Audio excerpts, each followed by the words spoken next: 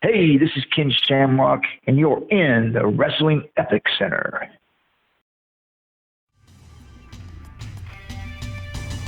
You're listening to Interactive Wrestling Radio, featuring the interactive interview, courtesy of WrestlingEpicenter.com.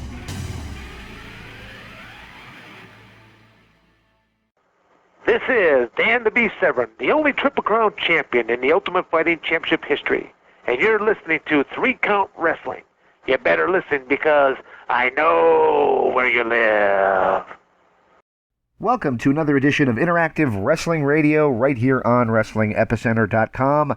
My name is James Walsh, your humble host, and this week we bring you a gentleman, boy, I'm doing this a lot lately, that we had back on in 2004, back again here in 2019 with an exciting new venture that I think our wrestling clientele could enjoy. It's bare knuckle fighting. Valor. Bare knuckle fighting, to be exact. And I'll tell you what, guys. Killer Cross. You think he's a tough guy? That's what he came from. Bare knuckle fighting. And we got Ken Shamrock on the show, the world's most dangerous man, the former WWE Intercontinental Champion, guy who really should be in the WWE Hall of Fame. He is a UFC Hall of Famer. And definitely a great interview with the gentleman who's out there promoting Valor Bare Knuckle Fighting, which has a pay-per-view coming on September 21st from North Dakota. Man, it's going to be available on in-demand pay-per-view, on DirecTV pay-per-view, and of course the Fight app. Lots of great ways to watch this show. And again, it's not specifically wrestling, but I think it'll appeal to our wrestling demographic. Now, if you're like me, I personally think that MMA has gotten a little bit too regulated. When I was a kid, I used to watch... I'll tell you a quick story. We had a French teacher who was very much a novice at teaching. It was her first year. And we convinced her that UFC, which was not the big thing back then, stood for Ultimate French Championship. Now, in hindsight, I have to believe there's no way anybody bought this as a story. But back then, it was a blood sport. Dan the Beast Severn would destroy people.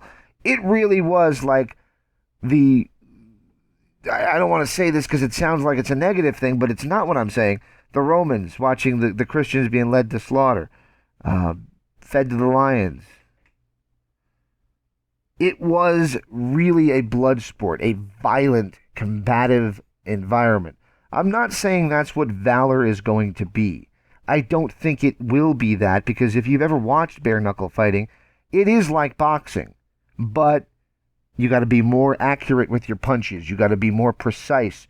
The concept that you're going to hurt your hand when you hit the guy definitely comes into play in the bare knuckle fighting style. So there's a lot of stuff that goes into bare knuckle fighting, a different psychology, if you will, to use wrestling vernacular, that doesn't play into other forms of combat sports. But if you're looking for maybe a little bit more of that violent edge that UFC lost as they accepted more regulations so that they could be more mainstream, I think you're going to find that aspect in Valor Fighting. And here we go, September 21st, live on pay-per-view from North Dakota. You can check out Valor's website right now. We'll have a link on the website, WrestlingEpicenter.com, where you can vote on who's going to be on that fight card for the tournament to crown the first champion. Couple quick things here, guys. I wanted to talk a little bit about the counter-programming of AEW done by WWE. I don't have a problem with it. It's not illegal. It's not even a bad business move. Quite the contrary. It's a good business move to counter-program your closest competition. There is a level of insult in it. NXT is a developmental territory. They're putting that head-to-head with the potential new contender, potential competition, dare I say. They're putting that head-to-head with their developmental territory. So you've got to see that as a little bit of an insult to AEW. But what I wanted to say is I just don't want to see more underhanded tactics, dirty business tricks used by WWE in the face of this AEW juggernaut that's coming up against them. I want everybody to be better.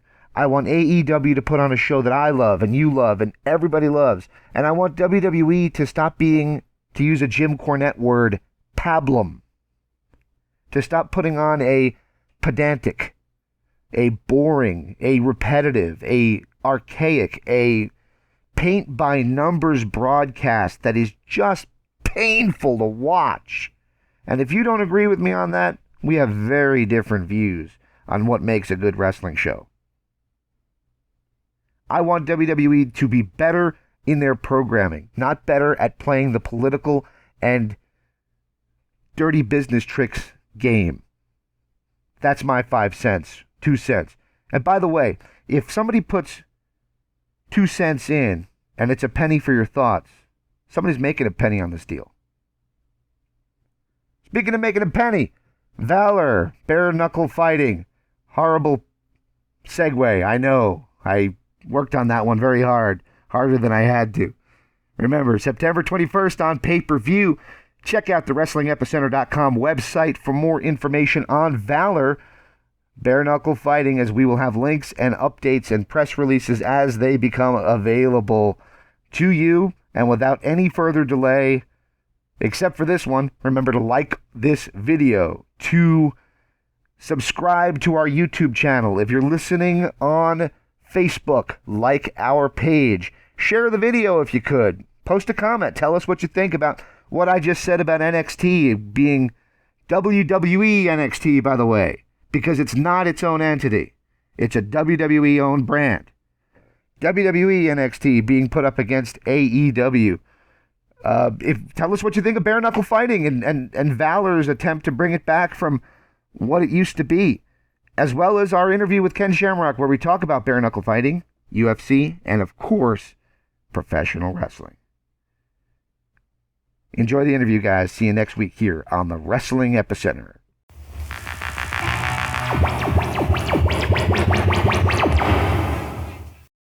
This is Bruce Buffer, and Bill Farmer just hit you with the Hours Slam.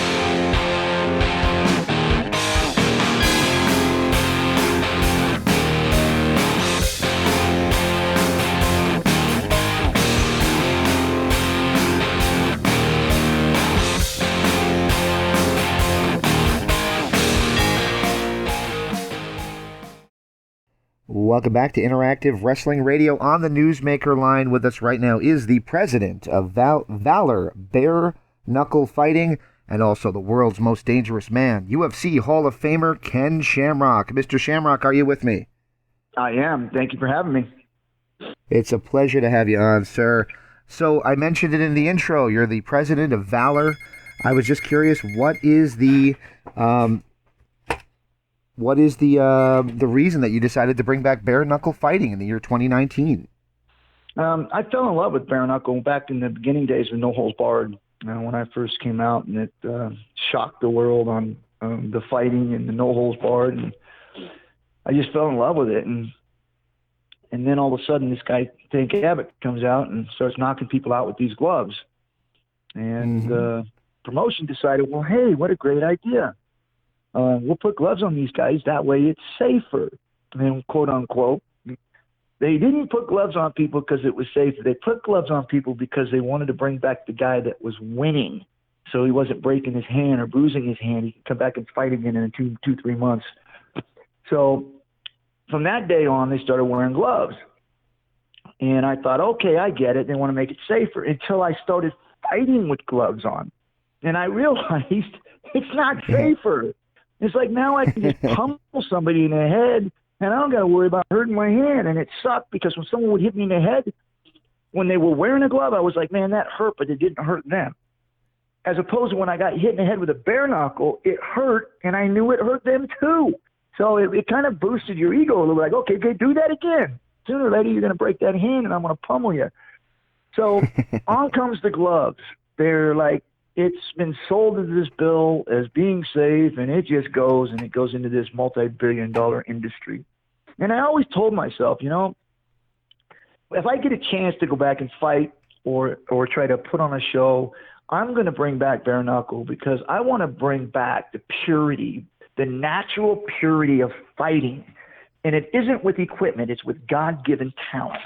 And if a boxing glove makes you better as a fighter, then that isn't necessarily make you a great fighter. It just means you're a good fighter because you got some equipment. As opposed to fighting with no gloves on, you're a pure fighter. That means that you are personally a tough guy, and you are who you are without having to use any equipment. It's pure. It's natural. And it's not more dangerous. In fact, in my opinion, it's more safer. And I fought in both, so I should know. So for me, I always said, you know what, I get the opportunity, I'm going to do it. Well, years and years later, you start seeing these fights pop up on these, social media sites where these street fights are happening, and millions of views being watched because these two guys are throwing down on the street. And then all of a sudden, these organizations start popping up, and they're starting to get more noticed than the actual no holds barred, or not no holds barred, but the actual UFC or the MMA world. You're starting to see the numbers rise with bare knuckle, and I'm like, okay, now's the time. And so me and my business partner, Des Woodruff, goes, hey, let's do this. It's time. And so we launched Valor BK, and not just to launch Valor BK to do, Valor BK bare knuckle, but we launched to do Valor BK bare knuckle to put bare knuckle where it is justly due, and that is at a professional level in the combat sport arena. Absolutely, and it seems to be on the complete professional level. The promotional tours you guys are doing, the attention that you guys are getting to this is all first-class media. This is all first-class fighting. Want to say any nice words about those you're working with over at Valor? Absolutely. We have a strong team, man. I mean, Des had interviewed a lot of strong talent. He's bringing Jen Wink, who's used to work for the UFC in the PR department, so she's a killer. Richard Goodman, who is working as our matchmaker. I mean, he has put together this card, which is a monster card. So all the credit goes to him. And you got Todd Middendorf, who has ran his own promotion for many years, lots of experience. And he's basically VP of operations. I mean, he's the one that oversees all these things and makes sure things are getting done. So we have a killer team, and we also have a great supporting cast. When we talk about the ability to watch this, whether it's live or whether it's going to be internationally or whether it's going to be here domestically. We have DirecTV, we have Dish Network, we have all the major cable companies, and we have Fight TV as our digital. So we're not a fly-by company. We are here for the long haul and for the long run, and I really want to bring bare knuckle, Valor bare knuckle, back to where it belongs in that respectable column of combat sports. Absolutely. Absolutely. And you announced yesterday that the fans get to decide the tournament, who's going to face up in the tournament matchups. So that's a cool thing too. With Forbes, it was a great, that's a mainstream thing. That's a big one, right? And not only did we tell the fans that, we want them to be engaged with us. We want them to have an education on what bare knuckle is, but we also want them to be involved. And so what we did was we put it up on Valor BK on Forbes that they can actually vote for the first round matchups in that heavyweight tournament. Speaking of that heavyweight tournament, we got Mark Godbeard, who's a beast in bare knuckle. We got Mighty Mo, who is a veteran in the UFC. We got Romero Sokoudjou, who's also another veteran in the MMA world, and Jack May, who is also another one. So this card is a heavyweight card, and it is a beast of a card. And it's a one-night tournament where is that these guys get to, whoever wins this tournament will be our champion. And the fans get to vote on what matchups they want these guys. Is it going to be Mighty Mo and Mark Godbeer? Is it going to be Mighty Mo and Jack May? Is it going to be Romero Sokoudjou and Mighty Mo? You get to vote as a fan on what rounds, the first round heavyweight matchup, of what guys you want to fight each other. Now, I've heard you say in the past that you feel that MMA has become stale. Me personally, I think that MMA kind of maybe overregulated to some extent. I think this is kind of going to bring it back to mano-a-mano competition. Is that kind of what the goal is here, to bring it back to just real who is the better fighter? It is. It's about bringing competitors together and being able to have them step in the ring and fight with God-given talent. No equipment, nothing to make you better. I mean, seriously, think about this. If you were to take boxing gloves off of Mike Tyson, would he be as great a fighter as he was? I mean, I think he would, but we don't know, right? I mean, there's the question. Right. Well, now we get to answer that question. Now we get at guys like Ishii Smith, who is a pro boxer, and he's going to fight against an MMA fighter who is Esteban Payan, and they get a fight. And now we're going to get to see whether or not MMA or boxing translate into, can you be as good in MMA and boxing in bare knuckle? Can it translate over? And to me, that's the interesting thing to me, is watching all these guys, especially in the heavyweight tournament too, is does their experience in kickboxing, in boxing, in MMA, does that translate over into bare knuckle? Very good. That's a good question. And there is a wrestler, to talk about your other love, the other thing that, well, we're interactive wrestling radio, so obviously our wrestling fans are out there. There is a wrestler named Killer Cross who came from bare knuckle fighting beforehand. Is there any wrestlers that you see out there right now that you think maybe, I would like to see that guy get in our ring, get in the Valor ring, and see how they do? Well, I mean, there's a lot of guys that I think that, especially when it comes to bare knuckle, that have an ability to do that, right? Bare knuckle is a different beast, and I think anybody has the ability to go in there and be successful if they're tough. And I think because it's at such the early stages, even though it's old as dirt, it's still new here, right? It's coming back. But that means like everybody's starting from the same position. Nobody has years and years and years of experience in bare knuckle, other than maybe probably 1%, right, in the world that have that experience. So everybody's kind of starting out in the days of the no-holds-barred era, where everybody came in to fight and they were 0-0. Or 1-0, or whatever it was. It was really no record. That's what we are with bare knuckle. It is so old, but yet so new that people going into this, even in this tournament, where guys have got records of 25-4 in MMA or 30-2 in boxing, and they're coming into bare knuckle 0-0. Right, so they're newbies, right? Everybody's a newbie. It's interesting because it's starting out, it's infancy, and we get to watch it grow. Absolutely. All right, so I promise we'll get back to Valor in just a moment, but do you mind if I ask you just a couple wrestling questions? Sure. All right, so recently you've gotten in the ring for bar wrestling as well as overseas in WXW. I guess my simple question is, do you still enjoy getting in the ring and taking part in professional wrestling matches? I do. I have made my commitment. I made when I first started out, I told people that I'm coming back, and I'm not coming back for a short time. I'm coming back to make a run at that heavyweight belt, whatever heavyweight belt that is, whether it's the NWA heavyweight belt, whether it's the Impact belt, whether it's the WWF belt. I told them I was coming back, and I'm making a run at it, and I haven't backed off from that. I've gone to BCW and captured tag team titles there. I had a shot at the title. I've had opportunities over in Germany. I've had opportunities over in South Africa. And here in the States, there's there's trembling going on about some things I might do here. So the statement that I made in me being in pro wrestling is something that I am definitely very interested in chasing for quite some time until I can't do it anymore. But I'm going to be doing that right alongside putting on great shows with Valor Bare Knuckle. Absolutely, absolutely.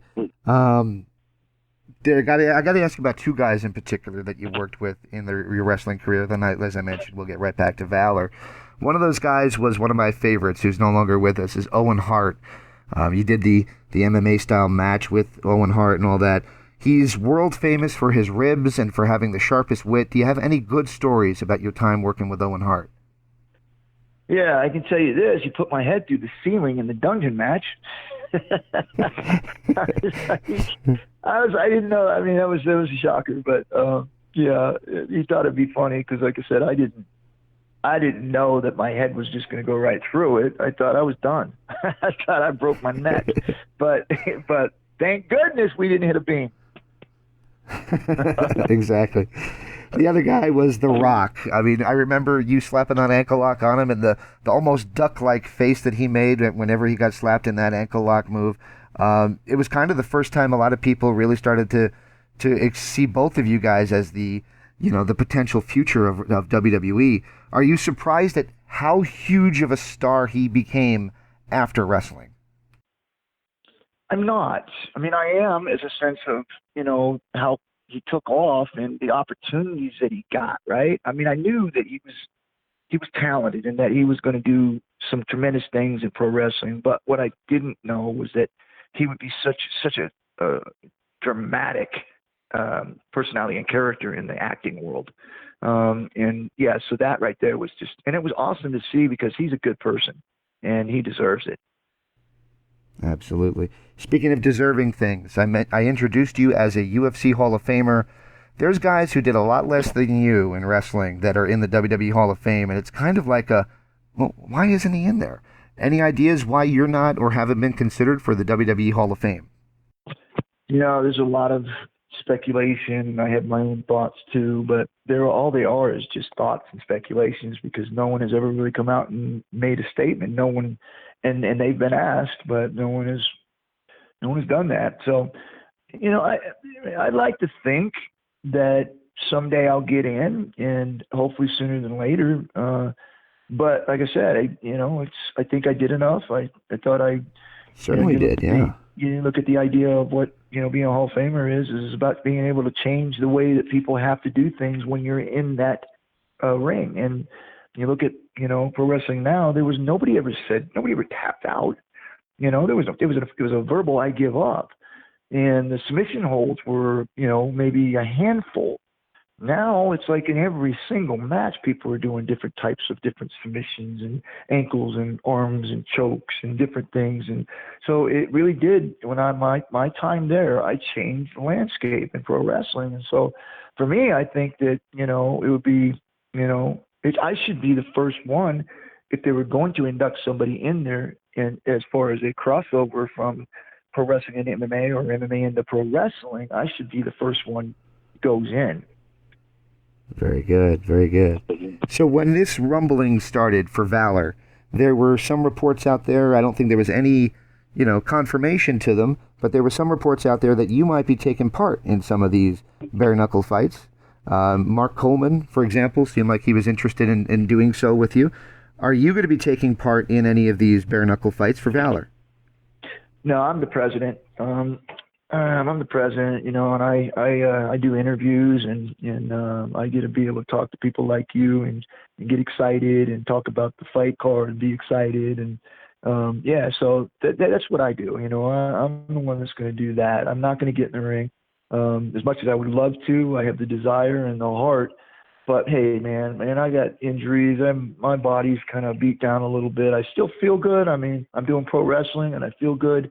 But when it comes to the training that you have to do, not the actual in the ring fight stuff, but just the training you have to do to get prepared for a fight, I just can't do that. So I'm going to stick with pro wrestling. I think pro wrestling is good because I don't I mean, I've already done it enough to where I don't have to put a lot of training into it. I can just go in there and have matches and be good at that. As far as getting ready for a fight, you have to put a lot of hours of training in before you get in there and do your thing.